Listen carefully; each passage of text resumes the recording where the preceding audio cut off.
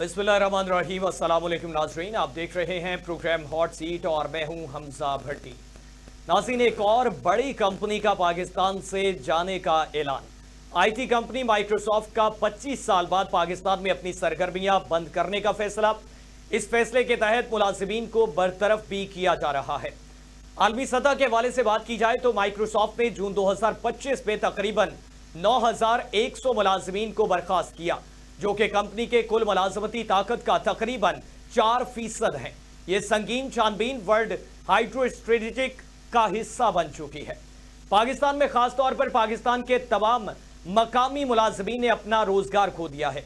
मुतय्यन एदाद-ओ-शुमार अभी वाज़े तौर पर सामने नहीं आ सके, लेकिन बकिया मुलाजमीन की तमाम तादाद को फारिग कर दिया गया है। इस पे जो मकामी मुआशी चीजें सामने आ रही हैं, उसके हवाले से इसमें ज़ाब्ता-जाती चैलेंजेस की वजह से पाकिस्तान में मुआशी गैर यकीनी सूरत हाल और रेगुलेटरी माहौल में तब्दीलियों ने मुसलसल खतरात को बढ़ाया है, जिसने कंपनी को मुल्क से निकलने पर मजबूर किया है। लोकल स्पोर्ट के बहरान के हवाले से अगर बात की जाए तो पाकिस्तान में मकामी टीम के खत्म होने से कारोबारी और टेक्नोलॉजी सारिफीन को ऑफशोर या रिमोट या स्पोर्ट पर इन्हिसार करना पड़ेगा, जिससे रिस्पांस वक्त में कमी मतवक्के है। आर्जी नुकसान की अगर बात की जाए तो इसमें बहुत सी मकामी कंपनीज और ट्रेनिंग इदारे जो माइक्रोसॉफ्ट के साथ मिलकर करते थे, अब बगैर रहनुमा के रह गए। इक्तसादी पैगाम के हवाले से बात की जाए तो इस इक़दाम को पाकिस्तान के लिए खतरनाक इशारा समझा जा रहा है। आलमी कंपनियां यहां के गैर मुस्तहकम माहौल में तवील मुद्दती रहना मुश्किल समझती हैं। माइक्रोसॉफ्ट ने जून 2000 में पाकिस्तान में अपनी शुरुआत की। बिल गेट्स ने इसकी बुनियाद रखी और इसमें आरफा करीम जैसे प्रोडिजीज भी सामने आए हैं। गवर्नमेंट ऑफ पाकिस्तान के साथ शराकतें की और इसमें गवर्नेंस फाउंडेशन ग्रांट्स और दौरे इफ्तादा इलाकों में जो है वो कंप्यूटराइज लेबर का कयाम भी अमल में लाया गया। इसको ज़ेर बहस लाएंगे कि पाकिस्तान में मकामी सूरत हाल के मुताबिक यहाँ पे बैनुल अक़वामी सतह पर कंपनीज जो हैं वो बंद होकर क्यों जाने पर मजबूर हो गई हैं। और इसके साथ साथ बात करेंगे वज़ीर आज़म शहबाज शरीफ जो हैं वो 2 रोज़ा सरकारी दौरे पर अज़रबैजान पहुँच चुके हैं और उसमें जो है वो ECO के सरबराही इजलास में शिरकत करेंगे, जिसमें वो इलाकाई तजारत, तवानाई और तावन राबतों और दीगर पायदारी तरक्की पर जोर चीज़ों पर जो है वो दिया जाएगा। और वज़ीर आज़म आलमी रहनुमाओं से मुलाकातें भी करेंगे। उनके हमरा नायब वज़ीर आज़म इसहाक डार, वफाकी वज़ीर इत्तेहाद अताउल्लाह तारड़ और तारिक फातमी भी इसमें शामिल हैं। और इसके साथ साथ बात करेंगे PTI के 26 पंजाब असम्बली के पार्लियामेंटेरियन की डी सीट करने के हवाले से रेफरेंस दायर कर दिया गया है। पंजाब स्पीकर असम्बली की जानिब से मलिक अहमद खान साहब की जानिब से ये रेफरेंस दायर किया गया है और 26 अरकान ने एहतजाज किया जब वज़ीर आला पंजाब मरियम नवाज शरीफ साहबा इसमें खिताब कर रही थी पार्लियामेंट में खड़े होकर, और उसको आईन व कानून के मुतरादिफ समझा जा रहा है। हमें ज्वाइन किया पाकिस्तान तहरीक इंसाफ के एडिशनल सेक्रेटरी जनरल फिरदौस शमीम नकवी साहब ने। नकवी साहब, बहुत शुक्रिया, आपने कीमती वक्त दिया। सर, किस तरह से समझते हैं बैनुल अक़वामी सतह की जो है वो हुकूमत की तरफ से दावे किए जा रहे हैं कि वो यहाँ पे सरमायाकारी लेके आ रही है, लेकिन एक बड़ी कंपनी 25 साल दौर का ये सफर इख्तिताम पजीर होता हुआ नजर आ रहा है, किस तरह से देखते हैं माइक्रोसॉफ्ट के जाने को? बिस्मिल्लाहिर्रहमानिर्रहीम, बहुत बहुत शुक्रिया आपका प्रोग्राम में लेने का। पिछले 3 साल से हम बदस्तूर देख रहे हैं कि पहले जो हमारी बड़ी कंपनियां फार्मेसी में थी वो छोड़ के गई, फिर ऑयल एक्सप्लोरेशन कंपनी छोड़ के चली गई। अब पाकिस्तान के अंदर इस वक्त कोई भी मेरे ख्याल से मल्टीनेशनल ऑयल एक्सप्लोरेशन कंपनी बाकी नहीं रही है। इसी तरीके से टेलीकॉम सेक्टर में भी आप देखिए कि हल्के हल्के टेलीनॉर भी चली गई और दूसरी कंपनियां जा रही हैं और वहां भी ये खिला महसूस किया जाता है ये चीज। और इसके साथ अब ये जो माइक्रोसॉफ्ट का फैसला है ये निहायत ही खतरनाक है एक ऐसे मुल्क के लिए जिसको अट्रैक्टिव बनाना है हुकूमत वक्त में इन्वेस्टमेंट के लिए। ऑब्वियसली इसका सिर्फ एक ही इशारा करता है कि इस वक्त पाकिस्तान के जो मौजूदा हालात हैं वो अट्रैक्टिव नहीं है और लोग नहीं समझते कि ये मुल्क माशी तौर पे तरक्की करेगा, ग्रोथ होगा, यहाँ डिवैल्यूएशन नहीं होगी, यहाँ उनका इन्वेस्टमेंट सिक्योर है। اور یہی وجہ ہے کہ پچھلے 3 سال سے جو billions and billions and billions of dollar کی بات کرتے ہیں، کوئی ریفائنری آ رہی ہے، کبھی آذربائیجان لگا رہے، کبھی ترکی لگا رہے، بڑے بڑے ایم اے یوز اور معاہدے ہوئے، لیکن زمین کے اوپر ابھی کچھ ہوتا نظر نہیں آ رہا۔ اور یہ بھی واضح رہے کہ کسی ملک کے اندر انویسٹمنٹ نہیں آتا جب تک اس ملک کے اپنے انویسٹر جو ہے اپنے پیسے ملک میں نہیں لگاتے۔ اس ملک میں انویسٹمنٹ کی سب سے پہلی جو رکاوٹ تھی وہ ایک زمانے میں تھی، اب ختم ہو گئی، لیکن اس کے باوجود بھی انویسٹمنٹ نہیں آ رہا۔ جب آپ نے شرح سود 20-22% کر دی تو انویسٹمنٹ کیوں کریں لوگ جب بینکوں میں ہی رکھ کے پیسے مل جاتے ہیں؟ تو لوگوں نے وہاں رکھنا پسند کیا، اب ہلکے ہلکے کر کے شرح سود تو کم کیے، لیکن ابھی بھی وہ نہیں ہوئی جہاں لوگ سوچتے ہوئے مجبور ہوں کہ ہم اس سے زیادہ تو کاروبار کے ذریعے کما سکتے ہیں، اور پھر کاروبار کے اندر بھی جو بیسک کاروبار ہیں وہ بھی نہیں چل رہے۔ جیسے کہ آپ دیکھیں سب سے بیسک کاروبار دنیا میں جو ہے وہ ایگریکلچر ہے۔ آپ کے ایگریکلچر کے اندر کوئی گروتھ ریٹ نہیں ہے، الٹے نیگیٹو گروتھ ریٹ ہے، یعنی کانٹریکٹ ہوا ہے۔ یعنی نیگیٹو گروتھ کا مطلب یہ کہ آپ کی جتنے میجر کراپس ہیں، کاٹن وہ کم ہو گئی، ویٹ وہ کم ہو گئی، آپ کی شوگر کین وہ کم ہو گئی۔ اس ملک کی پالیسیز ایسی ہے کہ لوگوں کو دنگ رہ جاتے ہیں۔ پچھلے سال شوگر ایکسپورٹ کر دی 6 ملین ٹن، اس سال کہہ رہے کمی ہو گئی تو 5 لاکھ ٹن منگا لو اور زیادہ قیمت پہ منگا لو۔ ہم نے اپنی فوڈ اتھارٹی ختم کر دی، لارج سکیل مینوفیکچرنگ کی گروتھ جو ہے وہ پچھلے 5 سال کی کم ترین سطح پہ۔ تو یہ ساری چیزیں حکومت وقت کو اور جو حضرات پاکستان میں انویسٹمنٹ لانے کے دعوے دار تھے وہ جواب دے کہ یہ کیسے انویسٹمنٹ آئے گا، اور ذرا پلس مائنس کر کے بتا دے کہ کتنا انویسٹمنٹ آیا اور کتنا چلا گیا۔ اس کے اوپر پوری حکومت خاموش رہتی ہے، ان کے منہ سے جاتے ہیں۔ البتہ دوروں کی تعداد بڑھ جائے گی، جتنی دنیا میں کہیں بھی بزنس کی کوئی سمٹ ہوتی ہے تو ایک بڑا ڈیلیگیشن پاکستان سے ضرور چلا جاتا ہے، and it's like looks like کہ جوائنٹ ٹرپ کے لیے بھیج دیا جاتا ہے۔ معیشت ہیں حسن پاشا صاحب، حفیظ پاشا صاحب، ان کی جانب سے سامنے آئی یہ چیز کہ پاکستان تحریک انصاف کے دور حکومت میں 17 ارب ڈالر موجود تھے، لیکن وہ کہتے ہیں کہ ہمارا جو نظام ہے وہ مافیا کے قبضے میں ہے، اور اس مافیا نے 4,500 ارب کھا لیا ہے پاکستان کے عوام کا۔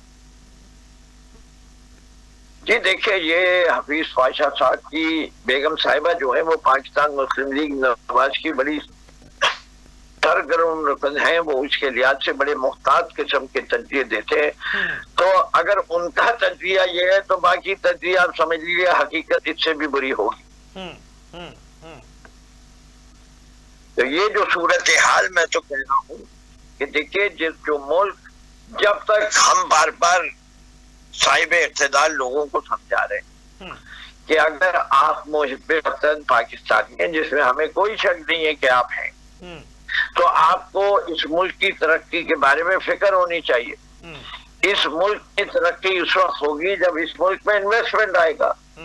اس ملک میں انویسٹمنٹ اس وقت آئے گا جب یہاں سیاسی استحکام ہوگا، اور سیاسی استحکام اس وقت آئے گا جب رول آف لا بھی ہو، جسٹس بھی ہو، آئین کی پاسداری بھی ہو، اور جو پولیٹیکل پولرائزیشن ہے وہ کم ہو۔ اس کے لیے جب تک آپ اقدامات نہیں لیں گے، تحریک انصاف سے بات نہیں کریں گے، میں نہیں سمجھتا کہ یہ ملک عنقریب کوئی ترقی کے راستے پہ جائے گا۔ نقوی صاحب، جس طرح سے وزیر اعظم شہباز شریف جو ہیں وہ اس وقت آذربائیجان دورے پر گئے ہیں، اور وہ پھر حکومت کی جانب سے وزراء یہی دعوے کرتے ہوئے نظر آ رہے ہیں کہ بین الاقوامی سطح کی سرمایہ کاری پاکستان آ رہی ہے، پاکستان کے ساتھ تعلقات جو ہیں وہ درست سمت کی طرف بڑھتے ہوئے نظر آ رہے ہیں، تو آپ کا نقطہ نظر پاکستان تحریک انصاف کا اس پہ نقطہ نظر کیا ہے؟ اور نتائج اس طرح کے سامنے آتے ہیں کہ مائیکروسافٹ جیسی کمپنی جو ہے وہ بند کر کے یہاں سے چلی جاتی ہے اس بنا پر کہ یہاں پہ جو ہے وہ اقتصادی مستحکم نہیں ہے چیزیں پاکستان میں، اور ریگولیٹری ماحول نہیں ہے، اور معیشت کے حوالے سے اگر دیکھا جائے تو پاکستان جو ہے وہ اس کو پھر نقصان دہ چیزیں ثابت ہوں گی۔ دیکھیں حمزہ، بڑی واضح چیز ہے، کوئی بھی دنیا کا سرمایہ کار ہو، چاہے وہ بیرونی ملک سے تعلق رکھتا ہو چاہے وہ اس ملک کا ہو، وہ سب سے پہلے اپنے انویسٹمنٹ کی سیفٹی دیکھتا ہے. انویسٹمنٹ کی سیفٹی یہ ہے کہ there should be no threat of devaluation, there should be no threat of nationalization, there should be no threat of political turmoil, there should be no threat of labor crisis, there should be no threat of power shortage, water shortage. Infrastructure بہترین ہونے چاہیے اور corruption نہیں ہونی چاہیے. 7% اور اس ملک کے پاس long term policies ہونی چاہیے جو کہ تبدیل نہ کی جا سکے. سر اگر یہ ساری جتنی چیزیں میں ہم نے دیکھا کہ عثمان بزدار صاحب کے دور کے چرچے جو ہیں وہ ہر طرف نظر آتے ہیں. اسی طریقے سے اس دور حکومت میں ورلڈ بینک کی رپورٹ سامنے آتی ہے کہ 7% اضافہ ہوا ہے کرپشن میں. اس موجودہ گورنمنٹ کے اس ٹینیور میں اتنے تھوڑے سے عرصے میں 7% کا اضافہ ہو جانا. ماضی میں خان صاحب کی گورنمنٹ رہی لیکن عثمان بزدار صاحب پہ بڑے جو ہیں وہ ایلیگیشن سامنے آتے ہیں اور اس پہ بھی قابو نہیں پایا جا سکا. تو یہ کیسے ممکن ہو سکتا ہے کہ کرپشن پہ قابو پایا جا سکے؟ دیکھیں بڑی انٹرسٹنگ بات ہے. عمران خان کے اوپر تو کرپشن کے کیسز بنا دیے اور اس دور کا جو سب سے کرپٹ آدمی تھا اس کو جو کہتے تھے وہ عثمان بزدار تھے. ایک خاتون شاید فرح گوگی کے نام سے مشہور تھی جی بار. لیکن آج تک اب PDM-1 کیئر ٹیکر اور PDM-2 ان سب کو ملا لیں تو تقریباً 4 سال شروع ہو چکا ہے. یہ ایک کیس بھی نہیں بنا. کیا یہ عثمان بزدار صاحب یہ صاحب اقتدار لوگوں کے ایجنٹ تو نہیں تھے جو تحریک انصاف میں 3 ماہ پہلے آئے تھے اور اس کے بعد انہیں نے جو کچھ کیا وہ کر گئے اور اس کے بعد وہ بڑے مزے سے عیش کی زندگی گزار ہے. تو اس کے پیچھے میرا جیسا آدمی تو سوچنے میں مجبور ہو جاتا ہے کہ یہ بھی ایک 9 مئی والا آپریشن جو ہے وہ صاحب اقتدار لوگ کر گئے PTI کے ساتھ. لیکن نقوی صاحب اس میں خان صاحب اکثر ورنہ عثمان بزدار کے اوپر دیکھیں کرپشن وہ چیز ہے جس میں سیاست نہیں آنی چاہیے. اکراس پارٹی لائنز جو بھی کرپٹ ہے چاہے اس کا نام فردوس شمیم نقوی ہو وہ اس چیز کو سراہتے ہیں ہم بھی پاکستان کے عوام بھی کہ خان صاحب نے جہانگیر خان ترین صاحب کے اگینسٹ جو ہے وہ کارروائی کی اور ان کو شوگر مافیا کہا جاتا تھا برسر اقتدار لوگوں کی جانب سے. علیم خان صاحب کو قبضہ مافیا کہا جاتا تھا برسر اقتدار لوگوں کی جانب سے. اون چودھری صاحب کو جو ہے وہ ڈکیت چور اور کس طرح کے لقب دیے گئے. آج وہ سب لوگ جو ہیں وہ برسر اقتدار لوگوں کے ساتھ بیٹھے ہوئے ہیں. پرویز خٹک صاحب کے حوالے سے باتیں کی جاتی تھیں اور ان پہ BRT کرپشن کیسز کا کہا جاتا تھا. آج وہ اس سے بھی بری زماں ہو کر اور مشیران میں شامل ہیں. لیکن خان صاحب کی اگر بات کی جائے تو خان صاحب بزدار صاحب کے حوالے سے کہتے تھے کہ ان کو میں نے خود لگایا ہے. تو غلطی ہو گئی پھر اس ٹائم پہ؟ دیکھیں بات یہ نہیں ہے جو کہتے ہیں innocent till proven guilty. Asif Zardari صاحب سے زیادہ پاک دامن تو کوئی ہے ہی نہیں اس حکومت میں.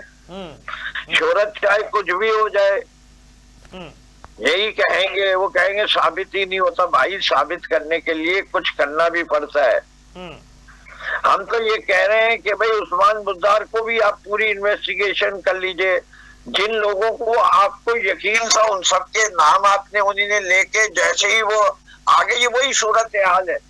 9 مئی میں جو بڑے لوگوں کے نام آتے گئے اور وہ انٹرویو دیتے گئے وہ پاک دامن ہو گئے. یہاں بھی جو حکومت جوائن کرتے رہے تو اس کی ساری کرپشن معاف. رشوت لے کے پھنس گیا ہے, رشوت دے کے چھوٹ جا. ضمیر جعفری صاحب کا مشہور کلام ہے. تو یہ جو ہے یہ دورے معیار ہیں. نقوی صاحب اور یہ سمجھتے ہیں کہ عوام بے وقوف بن رہی ہے. عوام بے وقوف نہیں ہے. عوام ہر چیز پر نظر رکھے ہوئے ہیں. نقوی صاحب جس طرح سے KP کے معاملات ہیں, پاکستان پیپلز پارٹی کی جانب سے گورنر خیبر پختونخوا فیصل کریم کنڈی صاحب کہتے ہیں کہ KP گورنمنٹ میں ہمارے ساتھ 50 اراکین اسمبلی موجود ہیں ہم تحریک عدم اعتماد کے حوالے سے جو ہے چیزوں کو زیر غور لا رہے ہیں اور ہم ان تمام لوگوں کو نجات دلا دیں گے ان پاکستان تحریک انصاف کی غلامی سے جو لوگ وہاں پہ بیٹھے ہوئے ہیں غلامی میں؟ دیکھیے میں تو یہ جانتا ہوں کہ یہ جو کچھ بھی کرتے جائیں یہ عمران خان کو لوگوں کے دلوں سے نہیں نکال پا رہے. انہی نے ہر قسم کا چارج لگا دیا, عزت کیس جیسا گھٹیا قسم کا کیس کر لیا, کنوکشن دے دی القادری ٹرسٹ کے اندر, بیل کی ہیئرنگ نہیں ہونے دے رہے, 300 کیسز بنائے ہوئے ہیں. لیکن آج بھی جتنے سروے ہو رہے ہیں اس میں پاکستان کا سب سے مقبول لیڈر شمول فوجی لیڈروں کو عمران خان ہے. اور 1 سال پہلے, اب تو اس کو 1.25 سال ہو رہا ہے, انہی نے سوچا تھا کہ ہم نے تباہ کر دیا, برباد کر دیا, وہی کر دیا جو پاکستان ایئر فورس نے انڈیا کے ساتھ کیا, وہ انہی نے سمجھا وہ پی ٹی آئی کے ساتھ کر دیا. لیکن پتا چلا کہ پی ٹی آئی تو نکلی پاکستان ایئر فورس اور یہ حکومت نکلی انڈین آرمی, پٹ گئی بری طریقے سے. 2000 آخر میں آپ سے یہ جاننا چاہوں گا, پنجاب اسمبلی کے اراکین کا احتجاج پارلیمنٹ میں کرنا ان کو مہنگا پڑ رہا ہے.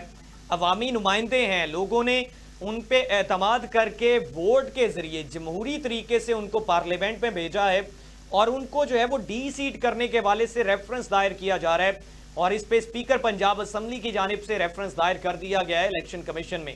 تو اس کو آپ کس طرح سے دیکھتے ہیں کہ کیا یہ جمہوری رویے پاکستان میں جمہوریت کا تو جنازہ 8 فروری سن 2024 میں اٹھا دیا گیا تھا جب عوام کے مینڈیٹ کو تبدیل کر دیا. اب انہی نے فیصلہ کیا ہوا ہے کہ چاہے کچھ بھی ہو جائے یہاں جمہوریت تو ہے نہیں.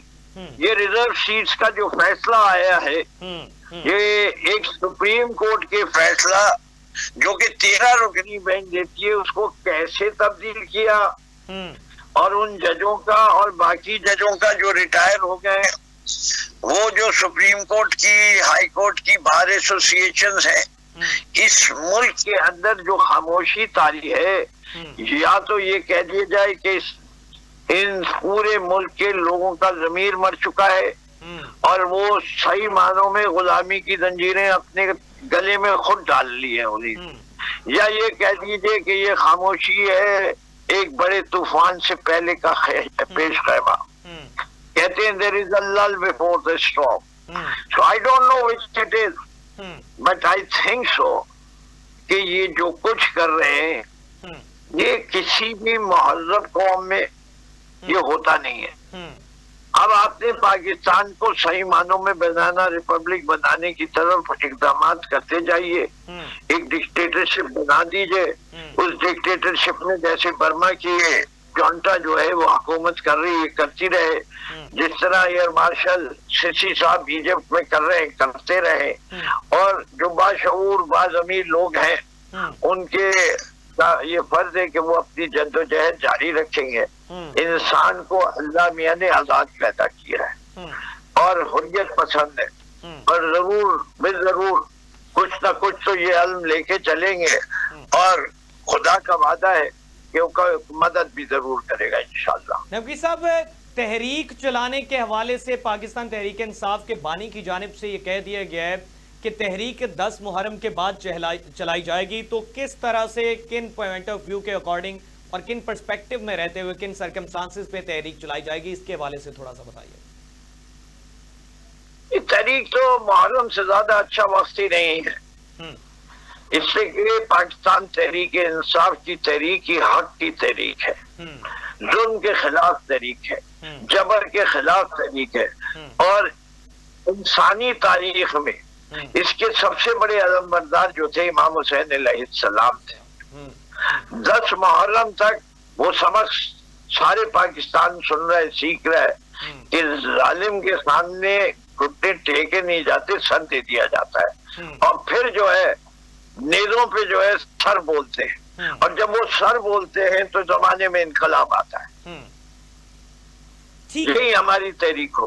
ٹھیک ہے، بہت شکریہ فردوس شمیم نقوی صاحب، پاکستان تحریک انصاف کے ایڈیشنل سیکرٹری جنرل ہمارے ساتھ موجود تھے.